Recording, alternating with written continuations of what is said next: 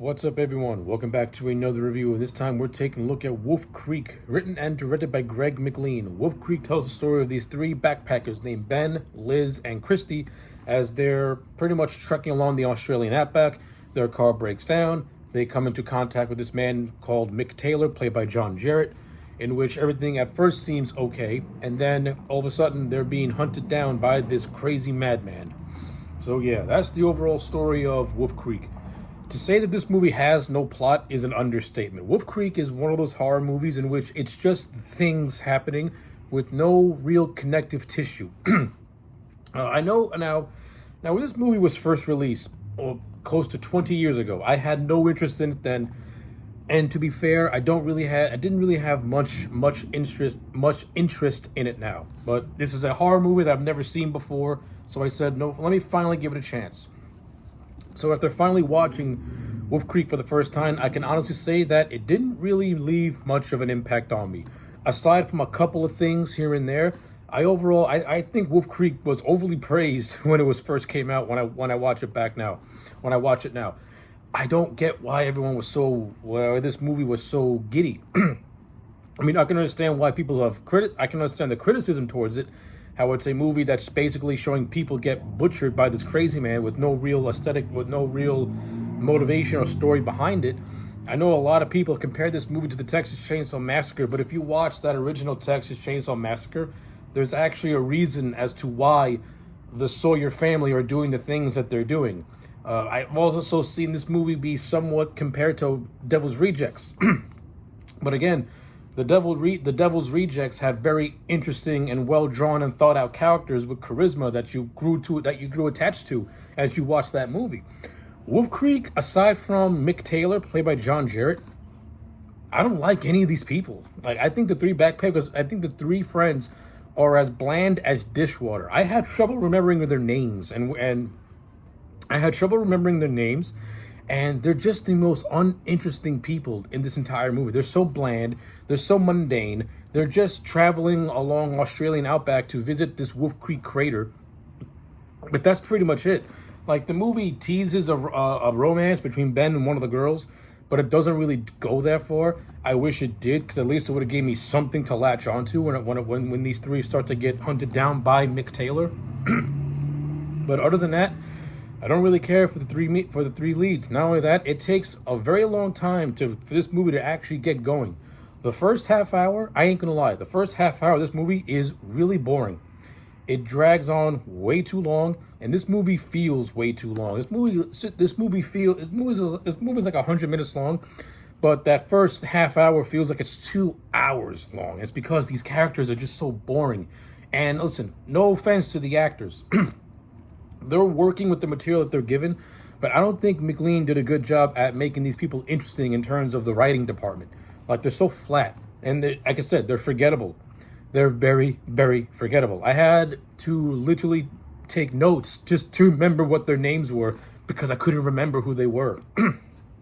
Now, while the three friends are boring, the character of Mick Taylor is not. After finally watching this movie, I can say this: John Jarrett, Mick Taylor. It's a shame that Mick Taylor is not really renowned as a horror icon, because I ain't gonna lie, I like John Jarrett as the character. He brings charisma to the character of Mick Taylor. He brings a sense of menace. He brings a dark sense of humor, and I like all of it. I'm somebody who likes dark humor and things that are strange and weird. And the character of Mick Taylor is all those things. When you first see him, he's like the definition of this backwoods Australian. Talking that lingo.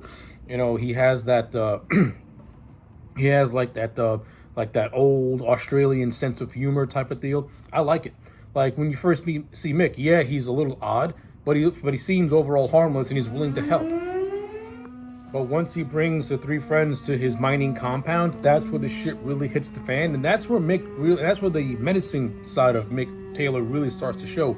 He just taunts these people. He just tortures these people. There's this one scene where he literally stabs a girl in the back and calls it head on a stick. Morbidly hilarious, morbidly funny.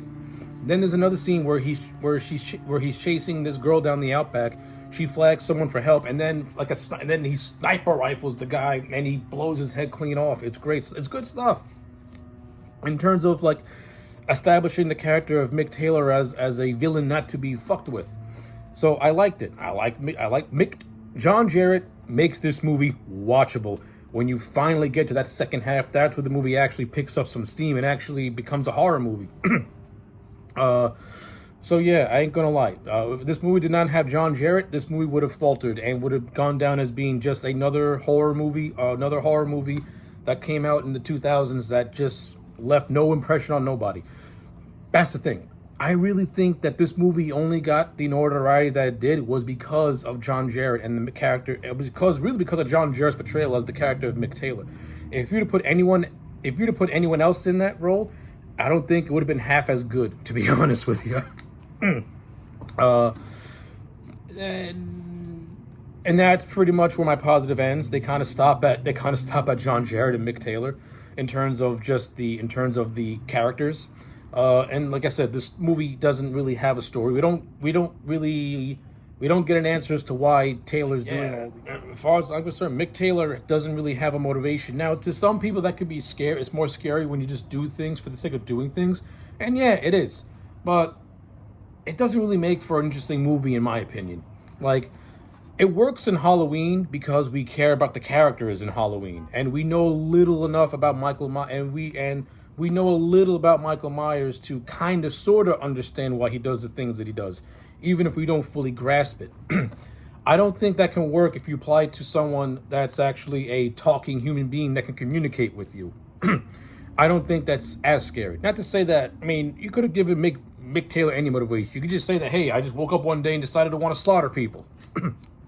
You know, something. Yeah, I need something to understand why this man does what he does. You don't gotta like give me a full explanation as to why, but just a little nugget, just so that way I can understand, just so that way it like I can process it a little bit. But hey, listen, like I said, a lot of people like when the horror villains have no motivation because it's more scarier that way. And like I said, depending on how you write the characters and depending on who's actually directing the said movie, that could work. That can certainly work. I don't think it works in Wolf Creek that much, especially when this movie is partially based off events that took place in real life, which are the Ivan Milat murders, who was this serial killer who was stalking people throughout the Australian outback for 4 years.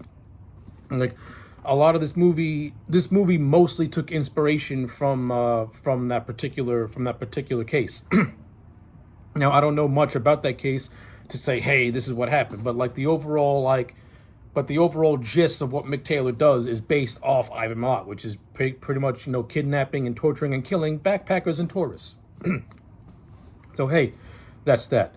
In terms of this movie's visual aesthetics, I ain't gonna lie, I like the way this movie looks. I like how it has a pseudo documentarian type of feel, and that's because this movie was shot mostly on the digital camera.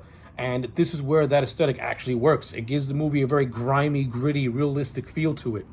And in terms of creating that sort of atmosphere, I thought Greg McLean did a good job. Like the direct and overall cinematography of this movie, very, very well done. I like it not. This is a good-looking movie. It's a $1 million movie that's made to look as good as it can possibly look with a budget like that. So yeah, cinematography is great, looks good. The music is nice and foreboding, really adds more suspense, even though I don't think Greg McLean is a fantastic horror director. The music really enhances it, and the acting from the actors, even though I think the characters suck, at least the actors are like selling that they're in peril, that they're in danger. So I give it that. Like, I don't want to rake this movie over the coals because not all of it was bad. Like, it does have a decent amount of good stuff in it. But my biggest complaint is that I think the plot sucks and the characters suck. The ones I'm supposed to root for, they suck. I do like the ending about how Mick gets away and the character of Ben is kind of almost framed for the murders, but not enough evidence was used to pin the crimes on him. Like, I do like that. I like how there's like a grounded explanation as to how Mick get away to set up for a sequel. So, I don't got nothing against that. That's cool. It's whatever. So yeah. With all that being said, at the end of the day, I'm just going to give Wolf Creek a solid 6.5 out of 10. It's not a bad movie. It's not something that I'd watch again, But hey, listen, if you want to just say you watched Wolf Creek, then hey, give it a watch. Because like I said, get past that first 30 minutes, and once John Jarrett gets on screen, that's where the movie really picks up steam. I mean, yeah. Even though the character of Mick Taylor is great, and you don't really get to know too much about him, at least you got a charismatic actor pretty much saving the movie, which could overall turn into be extremely dull. So yeah, 6.5 out of 10 for Wolf Creek. Let me know your thoughts in the comment section down below. Like the video and subscribe, and I'll check you back next time for more.